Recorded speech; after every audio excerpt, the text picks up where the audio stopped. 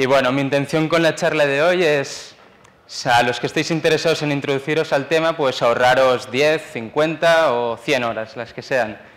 Y a todos aquellos que esto del heap exploiting os importe un comino, no os empecéis a dormir, porque todo lo que explicaré se puede extrapolar si alguna vez tenéis que auditar o desarrollar código que trabaje con estructuras de datos que utilicen listas enlazadas o algo así, pues entonces lo podréis utilizar, ¿vale? Bueno, la charla está enfocada en el mundo de los sistemas operativos, básicamente en el heap, bueno, básicamente en Linux, joder, espera que no va el mando, lo haré desde aquí, tranquilos. Bueno, esta charla está enfocada en el mundo de los sistemas operativos, específicamente en Linux, y vamos a hablar sobre una región de memoria que se conoce como heap. Esta región de memoria está gestionada por unos algoritmos y de esos algoritmos nosotros vamos a estudiar las vulnerabilidades que tienen y de esas vulnerabilidades nos vamos a fijar específicamente en una función que se llama free, que es la que se encarga de liberar fragmentos de memoria, ¿vale? Si no sabéis de lo que hablo, tranquilos que lo voy a introducir todo en un momento. Lo primero de todo es preguntarse ¿por qué esto es importante? Bueno, hace unos años yo me introducí al mundo del exploiting, la búsqueda de vulnerabilidades, y como todo el mundo empecé por las vulnerabilidades que se dan en el stack, ¿vale? Una vez tuve los conceptos claros, pues mi pregunta fue, ¿qué es lo siguiente? ¿Cuál es la evolución lógica? Pregunté por ahí y, bueno, todos coincidimos que, descubrí que el futuro estaba en la explotación del heap, ¿vale?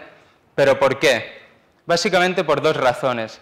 La primera de ellas es que en la región de memoria, en el heap, se almacenan datos críticos, como por ejemplo punteros a funciones. Si vosotros en C++ programáis y declaráis una función virtual, pues la virtual table se almacena en el heap. Por otro lado, cuando se trata de vulnerabilidades que afectan a la región de memoria del stack, encontrarlas es un poco más fácil, básicamente porque cuando tú declaras variables que se almacenan en el stack, dichas variables tienen un tamaño conocido en tiempo de compilación y, bueno, esto para los analizadores es un poco más fácil, aunque, bueno, Hoxean antes ya nos ha dicho que era bastante complicado todo esto del análisis estático. Pero, bueno, debido al comportamiento dinámico de los datos que se almacenan en el heap, pues es un poco más difícil encontrar las vulnerabilidades, porque el tamaño de los datos que se almacenan no se conocen en tiempo de compilación, son variables, puedes pedir espacio para variables, puedes liberarlo y es más dinámico. Pero aún hay más. Lo que ocurre es que este tema, bueno, está muy poco explotado, está un poco obsoleto. El texto más reciente que hay que habla de este tema es del 2009-2010, es el Malloc Des Maleficarum, pero el problema es que este texto está basado en otro texto que es del 2005, ¿vale? Que es el Malloc Maleficarum, que lo escribió un personaje que se hizo llamar Fantasma al Fantasmagoria.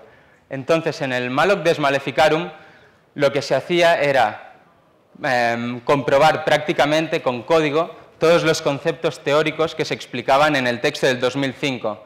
Por tanto, han pasado 8 años y realmente no se sabe cómo está el tema.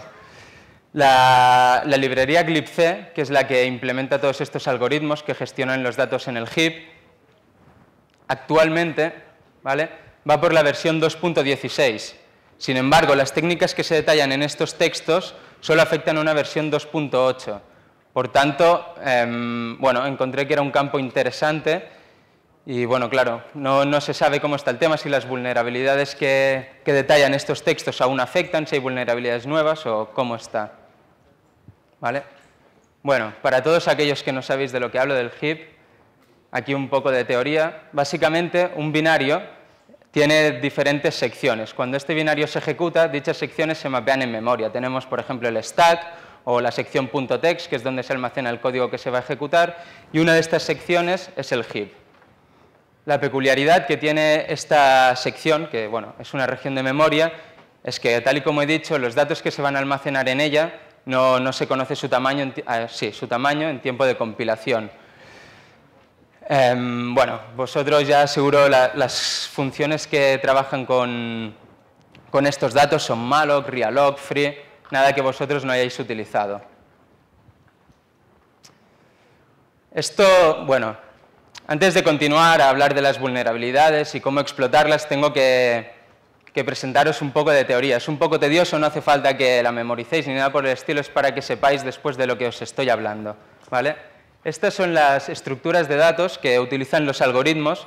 La primera de ellas es la estructura heap-info, que es la estructura que está a más alto nivel. De toda esta estructura, lo más importante es la primera variable, que es lo que se conoce como arena pointer, ¿vale? Es un puntero a la arena. El arena, básicamente, es el heap, ¿vale? En el arena es donde se almacenan todos los datos que son necesarios para hacer toda esta gestión.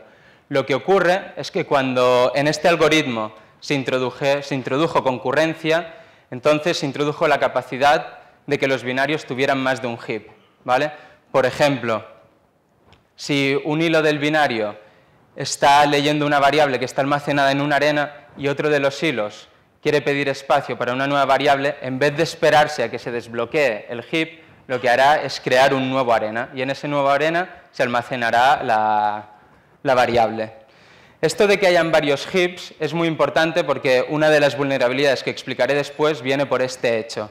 O sea, que quede claro que hay una arena principal y después pueden haber varias arenas.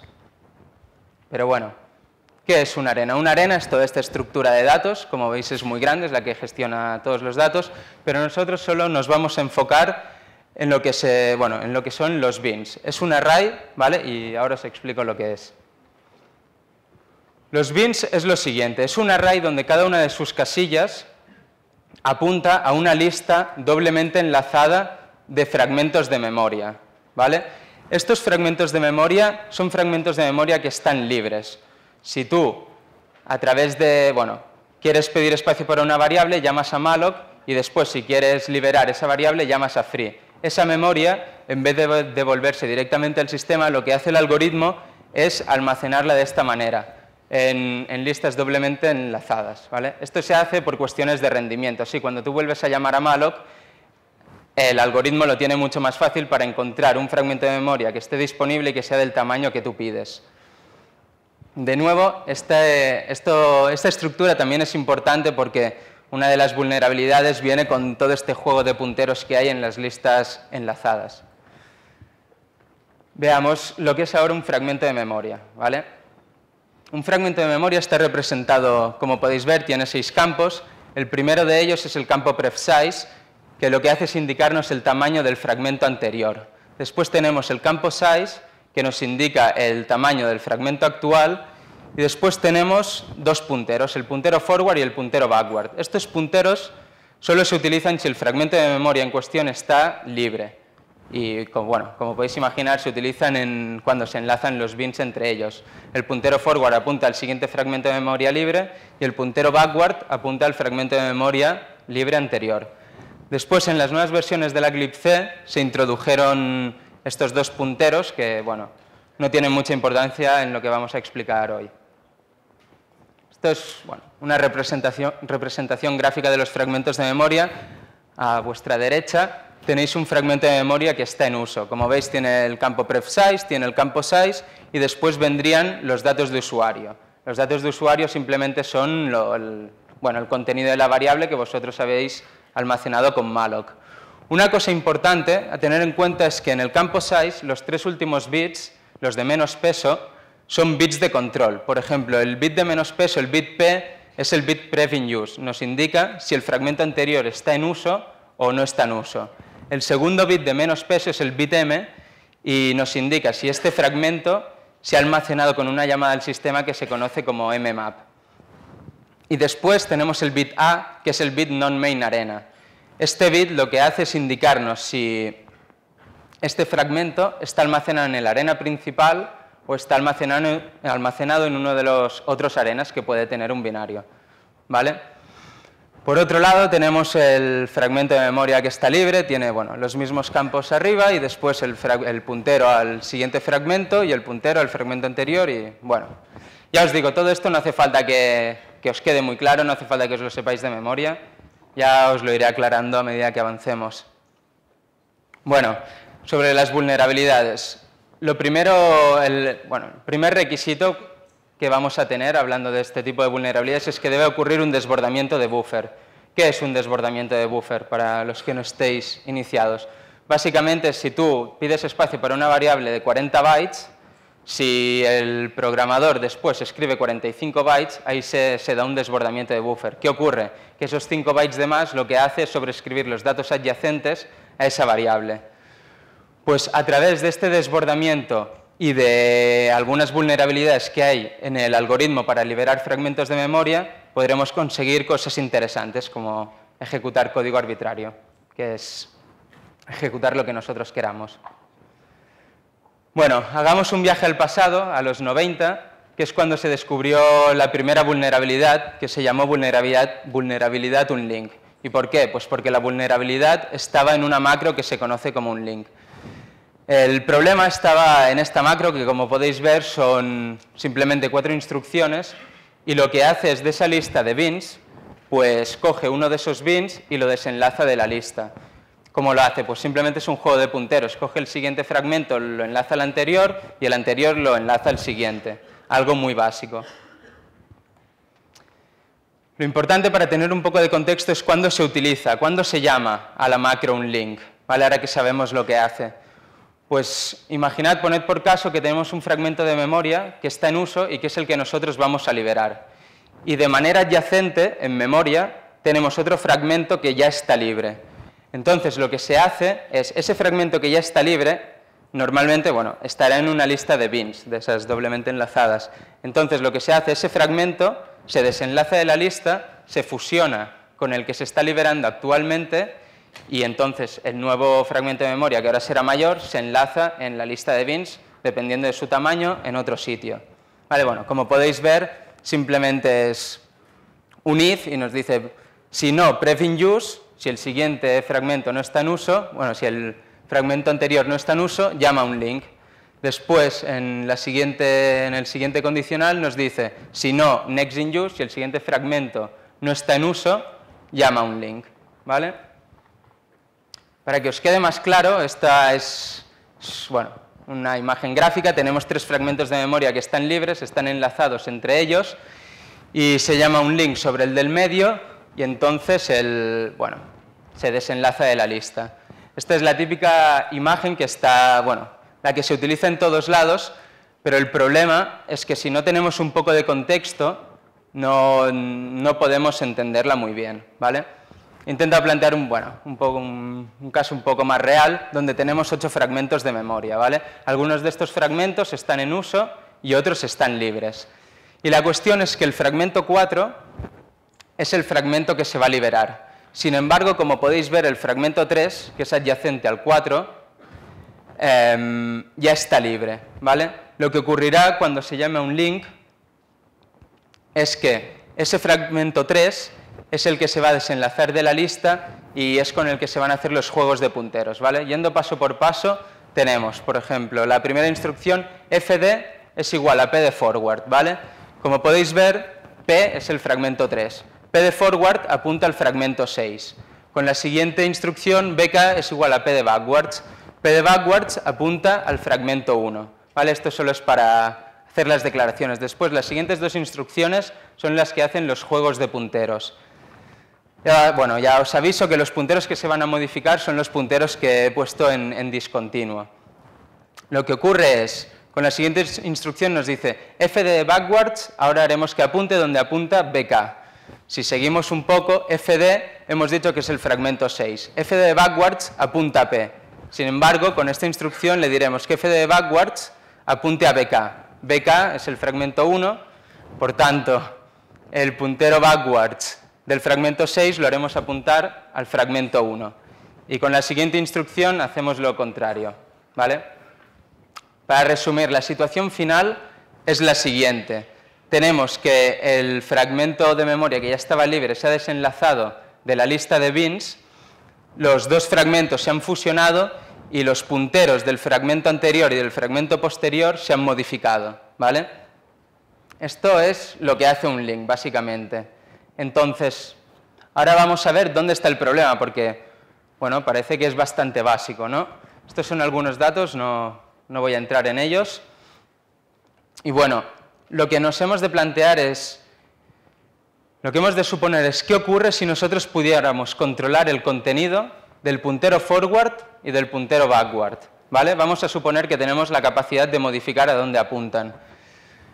Pues entonces lo que tendríamos, bueno, por ejemplo, el puntero forward apuntaría a una dirección X y el puntero backward apuntaría a una dirección Y, lo que nosotros quisiéramos, lo estamos suponiendo. Entonces tendríamos que con la tercera instrucción, ¿vale?, que es la que hace el juego de punteros, tendríamos que f de backward, que apunta a una dirección X más 12 bytes, porque, bueno, backwards por la estructura de datos nos introduce ese offset, f de backwards apuntaría a una dirección X, ¿vale? Y entonces haríamos que en esa dirección X escribiríamos la dirección a donde apunta BK. BK hemos dicho que la haremos apuntar a una dirección Y, ¿vale? Por tanto, en una dirección X más 12 bytes escribiríamos una dirección Y. ¿Qué nos interesaría que tuviera esta dirección? ¿A dónde nos interesaría que apuntara esta dirección Y? Pues básicamente a nuestro shellcode, ¿vale? ¿Y qué es un shellcode?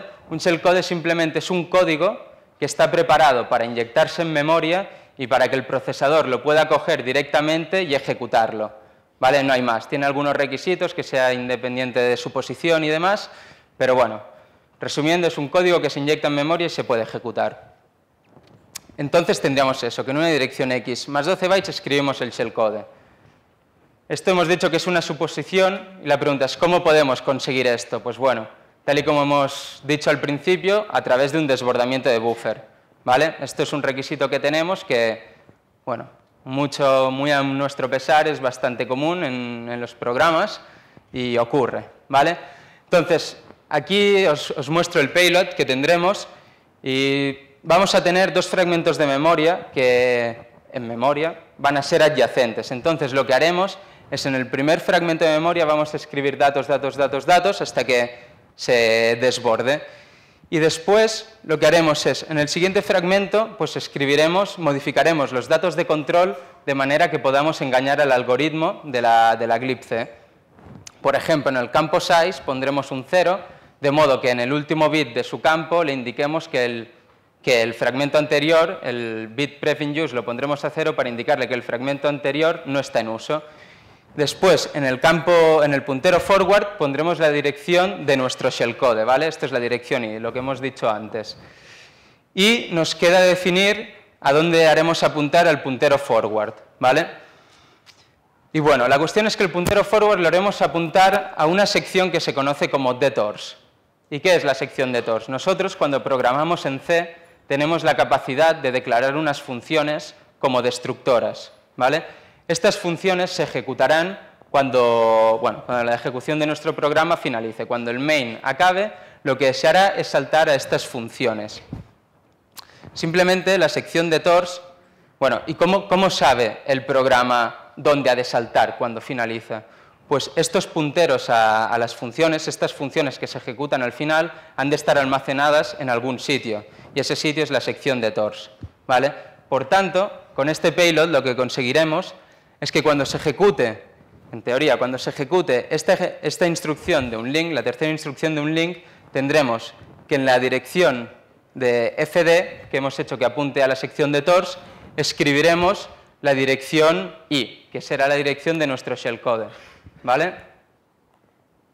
Sin embargo, hoy en día sobreescribir la sección detors ya no es tan fácil.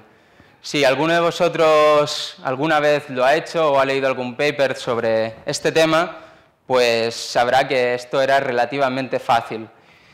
Y he encontrado interesante explicar esto porque si hoy en día buscáis cómo sobreescribir la sección detors en Internet, pues todo lo que vais a encontrar son estos papers antiguos que simplemente lo que hacían era, la sección detors está formada en un principio por 4 bytes a 1, después 4 bytes a 0. Si no hay destructores en medio, estos bytes son adyacentes. Y lo que hacían los hackers, muy felizmente en esa época, era todos los bytes a 0 los machacaban y ponían la dirección a su shellcode, ¿vale? Sin embargo, hoy en día esto ya no funciona, por dos razones. La primera de ellas es la medida de seguridad, una nueva medida de seguridad que se conoce como RELRO, que es Relocation Read Only, y lo que hace, bueno, por mucho que herramientas como ReadElf os digan lo contrario, la sección detors ya no tiene permisos de escritura, por tanto tú ya no puedes escribir en ella, no puedes machacar los datos. Con esta medida de seguridad lo que hace es poner esa sección simplemente con permisos de lectura.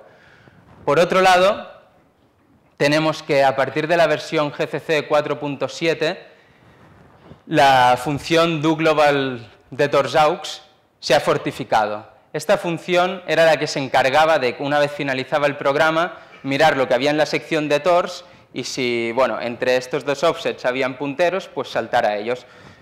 Esta función, pues si sobreescribías los ceros, se lo tragaba y saltaba igualmente. Actualmente, si en tu código fuente no está declarado el destructor, no se salta en ningún sitio, porque bueno, hace la resta, mira cuántos punteros pueden haber entre medio de esos ceros y de ese 1, y si no están separados, pues no mira el contenido de esas direcciones y por tanto no salta. ¿Vale? Ahora os voy a mostrar cómo funciona esto. Ya os aviso que no es un exploit, no es algo que podáis aplicar directamente, simplemente es una prueba de concepto para que veáis que no os la estoy metiendo doblada, que no os estoy mintiendo, ¿vale? Y que lo que os cuento es cierto.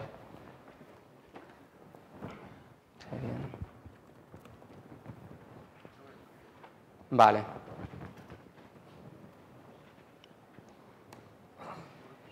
Este es el código que utiliza, bueno, la glibc para gestionar todos los datos que hay en el heap, ¿vale? Es el sistema de gestión de memoria dinámica en Linux.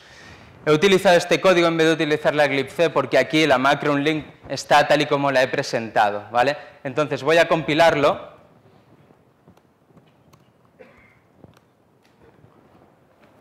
Y esto nos genera esta librería.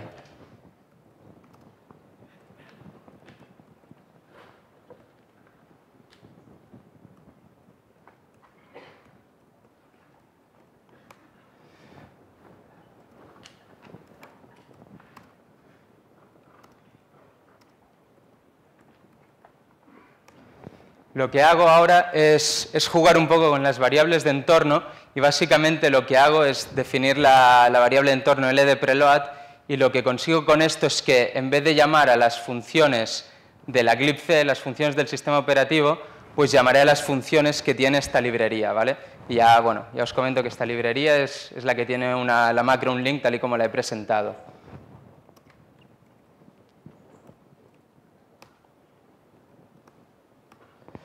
Bueno, aquí tengo varias pruebas de concepto, os voy a enseñar la más simple y bueno, os voy a explicar. Básicamente es lo que he dicho. Aquí tengo el shellcode, esto es lo que se va a inyectar en memoria y después esto es lo que hago. Lo primero que hago es pedir el tamaño de paginación del sistema operativo, normalmente es 4096, y después pido una región de memoria, pido espacio para una variable y este espacio lo alineo a que sea múltiplo de este tamaño de página. ¿Por qué? Porque, bueno, primero de todo copiaré el shellcode en esta región de memoria y después a esta región de memoria le daré permisos de ejecución. ¿Vale? Después, como ya os he dicho, la sección de tors no tiene permisos de ejecución, así que, bueno, cojo y le doy permisos de ejecución. También me di cuenta que en GCC 4.7 ya no existe la sección de tors, tampoco está documentada en ningún sitio y todo se ubica en la sección fini_array, ¿vale? Bueno, un detalle. Y después construye el payload. Esto ahora os lo enseñaré. Lo que tenéis que ver es que aquí simplemente lo que se hace es pedir espacio para dos variables. Se hacen dos mallocs. Después, en una de esas variables se escribe.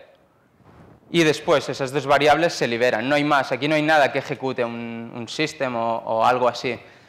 Simplemente lo que ocurrirá, tal y como ya os he avanzado, es que al escribir sobre la primera variable se ocurrirá un desbordamiento de buffer y se sobreescribirá la segunda variable. Esto es con lo que escribiremos la primera variable, no voy a entrar con muchos detalles a nivel de bit o de byte. Y bueno, básicamente al principio escribimos 516A, como habéis visto los buffers son de 512 bytes. Todo esto no es casual, tiene sus porqués, pero no vamos a entrar. escribimos 516 bytes, se va a sobreescribir el segundo fragmento de memoria y después en lo que tendría que ser el campo size lo ponemos a 0, por lo que os he comentado antes. Después, en el puntero, en donde tendría que estar el puntero forward, escribimos la sección de TORS, la dirección de la sección de TORS, y después escribimos la dirección de nuestro shellcode. Y por último, como ya os he dicho, se ha de declarar el destructor porque si no ya no se hace el salto. Simplemente ahora es compilarlo y bueno.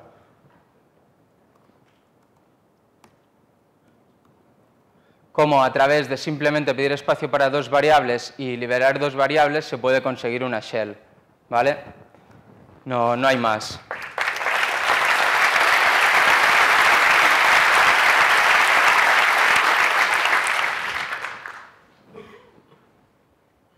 Vale, bueno, a ver si va el mando. Bueno, evidentemente lo que ocurrió es que con el tiempo, ya veréis cuánto tiempo, esta macro se corrigió. Y lo que se hizo es, antes de llegar a la tercera instrucción de un link, que se hace todo el juego de punteros, se introdujo un condicional. Este condicional lo único que decía era, si f de backwards es diferente a p o bk de forwards es diferente a p, salta, no sigas ejecutando un link, algo va mal. Veamos, en el primer caso, en el caso de arriba es un caso normal, ¿vale? Como podéis ver, bueno, como os he comentado antes, fd apunta al fragmento 6, ¿vale? Porque p es el fragmento 3.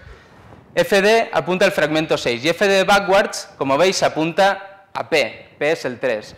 Por otro lado, bk apunta al fragmento 1 y bk de forward, como veis es la línea discontinua, apunta al fragmento 3, que es p. Por tanto, en un caso normal, esto se cumple. Sin embargo, cuando hacemos toda la sobreescritura de datos y hacemos el overflow, pues como podéis ver, fd apunta a la sección de TORS y bk apunta al shellcode. Por tanto, ahí no hay p, ahí a saber lo que hay, ¿no? Cuando se hace el overflow, este condicional se cumple y un link se deja de ejecutar. Bueno, recapitulando un poco, tenemos que en el 99 se libera la vulnerabilidad de un link. Han de pasar 5 años, 5, nada más ni nada menos, para que en un link se introduzca ese if y se solucione la vulnerabilidad. Sin embargo, cuando todo parecía, bueno, que era completamente seguro, que era imposible explotarlo, vino un personaje que se hizo llamar Fantasma el Fantasmagoria y publicó el texto Malloc Maleficarum, ¿vale? Solo al cabo de un año. Y en este texto no solo presentó un nuevo vector de ataque, sino que presentó 5 vectores de ataque. ¿Vale? Yo me imagino a los desarrolladores de la Eclipse en ese momento que se estaban intentando cortar las venas.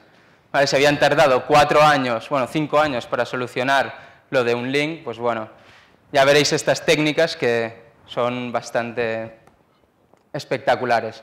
Voy a presentar una técnica de ellas, que es The House of Mind. Bueno, cada una de estas técnicas, cada uno de estos vectores de ataque tiene un nombre, son divididas por casas, The House of Mind, The House of Prime, The House of Lore, bueno, muy esotérico todo, su nombre, el nombre del documento, las técnicas, todo era muy esotérico.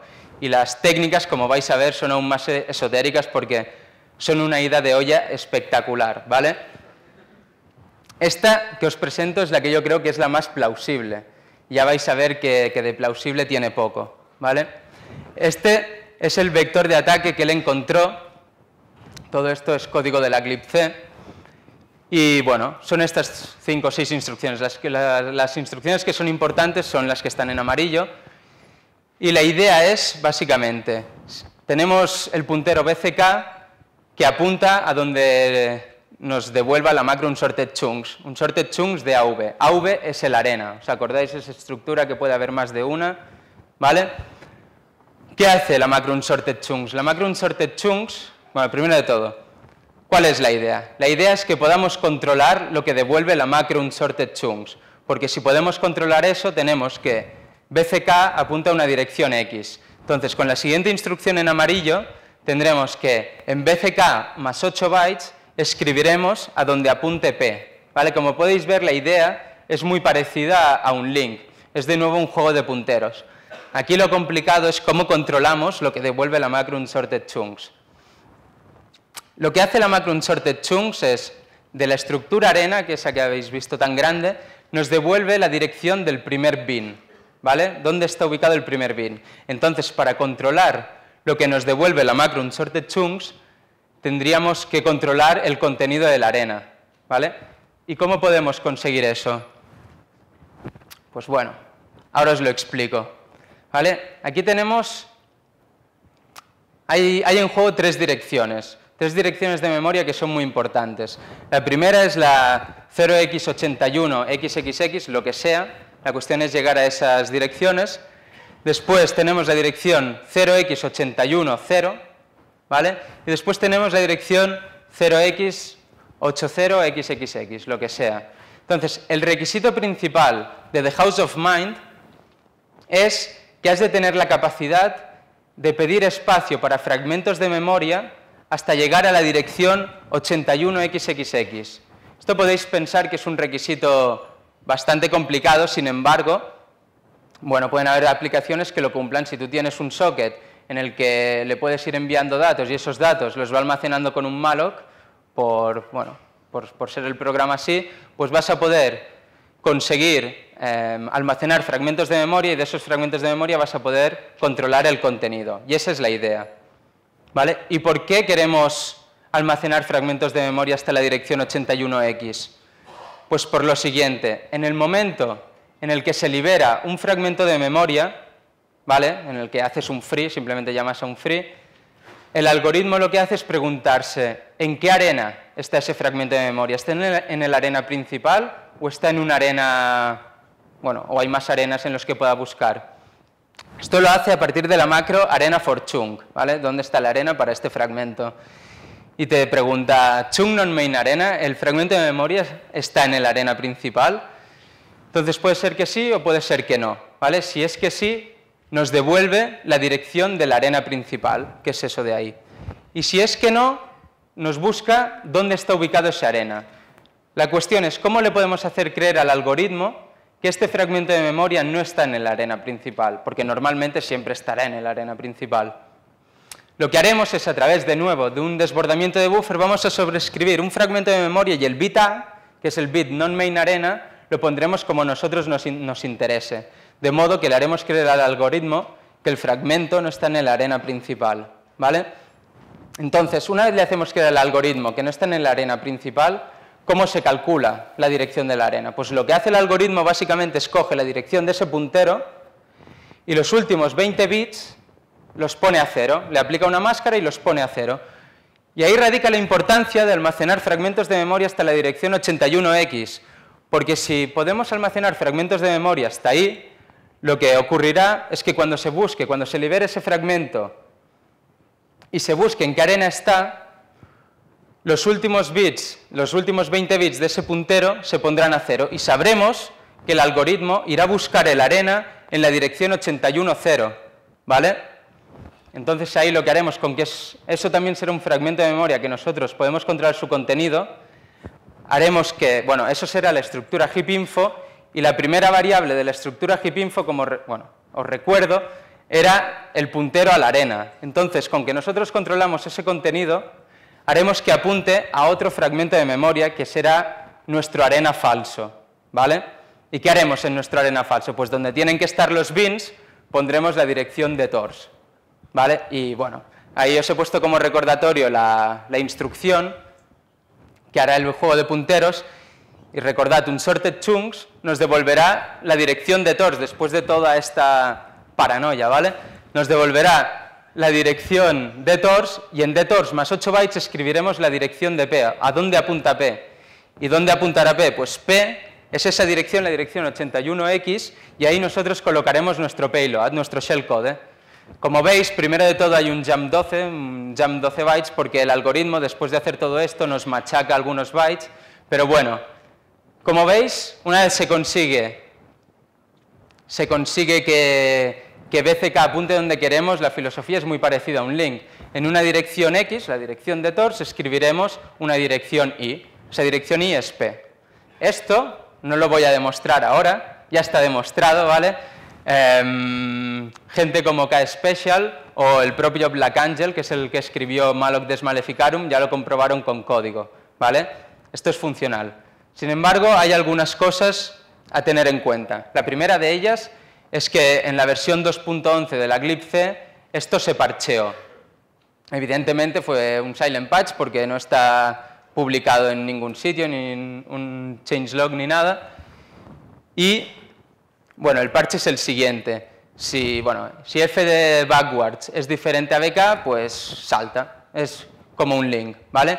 Sin embargo, esto me hizo pensar varias cosas. Me hizo pensar en los requerimientos de esta técnica. Tenemos, por un lado, que tenemos que que tenemos que almacenar fragmentos de memoria hasta direcciones muy altas, tiene que haber un buffer overflow, y una importante es que debemos conocer la dirección de un fragmento P, un fragmento de memoria P, ¿vale? Como podéis ver, aquí donde hay la flecha de heapinfo, tenemos la dirección de un fragmento P, o sea, es un requisito de esta técnica. Fantasma el Fantasmagoria lo hizo así y es un requisito de la técnica. Y esto me hizo pensar, si hemos de saber la dirección de P, ¿acaso no seríamos capaces de vulnerar el parche de un link? Porque, recordad, el parche de un link nos dice lo siguiente: si f de backwards es diferente a P o bk de forwards es diferente a P, entonces salta. ¿Pero dónde apunta f de backwards? F de backwards apunta a la sección de tors, ¿recordáis? Y la sección de tors, ¿podemos controlar su contenido? Pues como habéis visto, hemos podido escribir en ella. La respuesta es que sí. ¿Y dónde apunta bk de forwards? Bk de forwards apunta a nuestro shellcode más 8 bytes. El contenido de nuestro shellcode lo controlamos nosotros. Por tanto, evidentemente podemos controlar su contenido y escribir lo que queramos en él. Así que voy a otra demostración, una prueba de concepto de nuevo. Y es la siguiente. ¿Vale? Primero de todo, esto es un Ubuntu de las últimas versiones, imagino.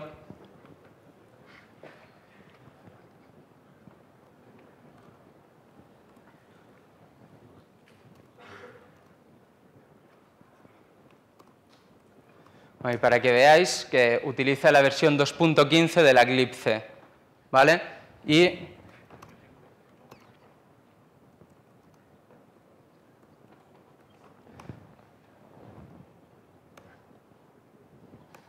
la variable anterior no está cargada, por tanto va a utilizar el algoritmo que hay en la glibc. Os enseño el código.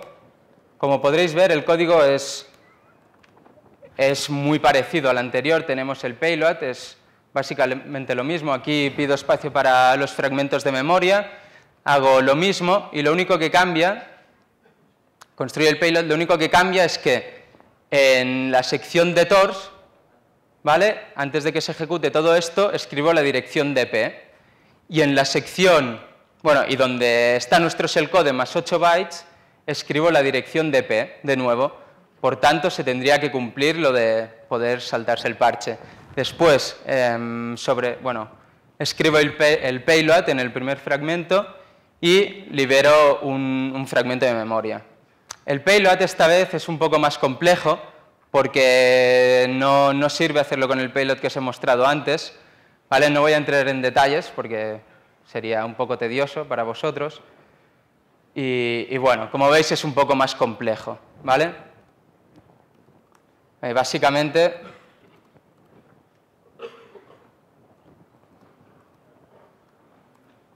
se compila.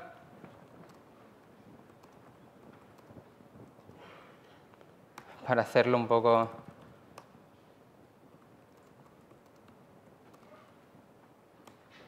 Y bueno, básicamente de nuevo solo hemos pedido espacio para fragmentos de memoria, lo hemos liberado y estamos utilizando la última versión de la glibc, la 2.15, la que viene con el sistema operativo, y bueno, estamos en lo mismo que antes y se puede conseguir una shell simplemente sin ejecutar nada diferente.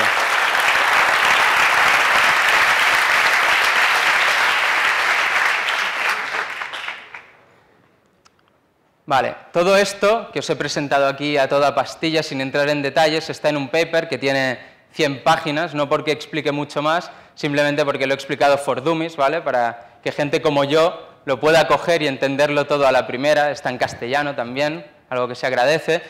Y bueno, cosas que podéis encontrar en ese paper, pues básicamente Una cosa importante es un desarrollo del marco teórico actualizado. Esto significa que he cogido la glibc, la actual, y he mirado cómo está todo, ¿vale? Porque todos estos textos datan del 2005 y evidentemente han cambiado 1000 cosas. Y lo que es importante es que ahí donde he encontrado, bueno, donde he ido explicando el código, he puesto en qué archivo y en qué línea está todo para que si vosotros o alguien quiere comprobar que lo que digo es cierto, que aún se cumple, pues pueda ir directamente al código y ver exactamente eso y no tenga que estar buscando.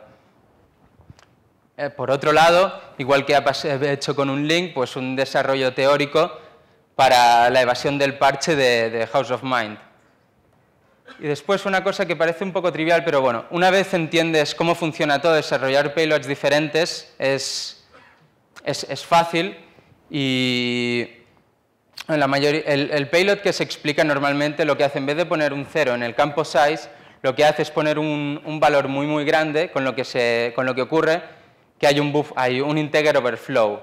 Y entonces el algoritmo, en vez de creer que en el campo size hay un valor muy grande, cree que hay un valor negativo, se salta atrás, se piensa que el fragmento está ahí y entonces, bueno, se pueden hacer más cosas. Sin embargo, ni con este payload, que es el que está publicado normalmente, ni con el que he puesto un 0 antes, he conseguido hacer el bypass del parche de un link y me lo he tenido que mirar un poco más. Todo eso está explicado en el paper. Y bueno, lo de un link. Algunas conclusiones. Pues la primera de todas es que las medidas de seguridad que implementa el HIP son, bueno, dejan mucho que son insuficientes. El problema está claro, el problema es que los datos de control y los datos de usuario son adyacentes y cuando hay un desbordamiento de buffer, pues se pueden sobreescribir los datos de control y hacerle creer al algoritmo que, bueno, diferentes cosas. El problema está claro, pero la solución no está tan clara, porque si los datos de control no fueran adyacentes y los tuviéramos en otra región de memoria, necesitaríamos un puntero que apuntara a esa dirección de memoria y pasarían 5 días y ya vendría un hacker y te diría, sé cómo sobreescribir este puntero y espufear los datos de control. ¿Vale? El problema es complicado. Actualmente la seguridad del HIP depende de medidas de seguridad externas, como medidas de seguridad del sistema operativo, tales como SLR, que lo que hacen es la base de las secciones de memoria, la randomizan y tú en un principio no sabes dónde se van a mapear. ¿Qué implica esto? Pues que la dirección de P no la puedes saber en un principio, porque todo es aleatorio. Entonces, las líneas de futuro, evidentemente, hoy en día existen maneras de vulnerar a SLR y, por ejemplo, hace un par de años, me parece, vino Fermín Serna a hablar sobre memory leaks y cómo vulnerar esto, que básicamente es el futuro. El futuro se va a centrar en empalmar diferentes vulnerabilidades para conseguir ejecutar código arbitrario. Por tanto, bueno, una línea de futuro es estudiar esto. Y otra, igual que hizo Fantasma el Fantasmagoria, estudiar nuevos vectores de ataque. Ya dar las gracias en especial a VLAN7 y a Tuxet, que son compañeros de Internet que me han ayudado no solo con esto, sino de siempre, haciendo las típicas preguntas de novato para introducirte en el tema y nunca han tenido ningún problema en contestar, se han cargado de paciencia. En especial, darle las gracias a Guadalbertia, que es una comunidad de locos, estáis todos invitados y, bueno, tanto VLAN como Tuxet forman parte de esta comunidad y está abierta a todo el mundo. Y, por supuesto, darle las gracias a Black Angel, que, bueno, no sé si lo he dicho, pero creo que es español, y a Fantasma el Fantasmagoria. Fantasma el Fantasmagoria porque, evidentemente, él es quien creó todos estos vectores de ataque, pero lo de Black Angel tiene mucho mérito porque una cosa es plantearlo todo teóricamente y la otra es poner los codos y hacer todo el código, porque del dicho al hecho hay un buen trecho. Y no solo puso el código, Black Angel, sino que además corrigió en muchos casos a Fantasma el Fantasmagoria en muchas suposiciones que había hecho erróneamente. ¿Vale?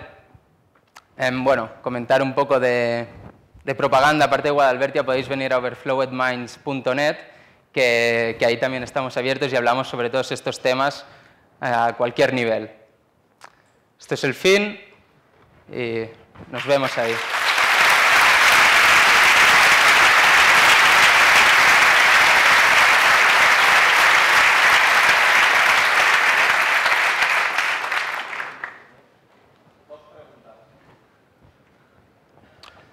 Yo sé que os he torturado, no me tenéis que torturar ahora. Dos preguntas. Una,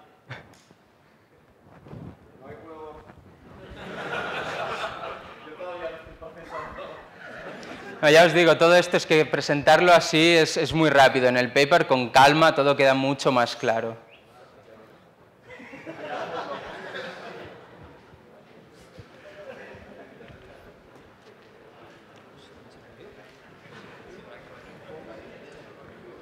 Hola.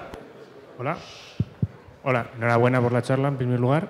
Y una pregunta, ¿el paper de 100 páginas lo tienes colgado ahí? Perdona, ¿puedes...? ¿El paper de 100 páginas lo tienes colgado ahí? Sí, en Overflowmans lo voy a colgar ahora o más tarde, era por si no lo iba a colgar antes, por si alguien me quería dejar en evidencia. No, no. Lo colgaré ahora o más, sí. De acuerdo, no, pero era por saber si lo ibas a colgar. Gracias.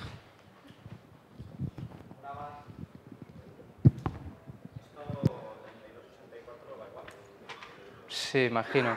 Sí, sí. Todo, además, todos son juegos de punteros, ¿no? ¿Alguna otra pregunta? Bueno, pues el descanso va a durar exactamente lo mismo, ¿vale? Y nos daremos nosotros tiempo de la charla final de Rute. Gracias.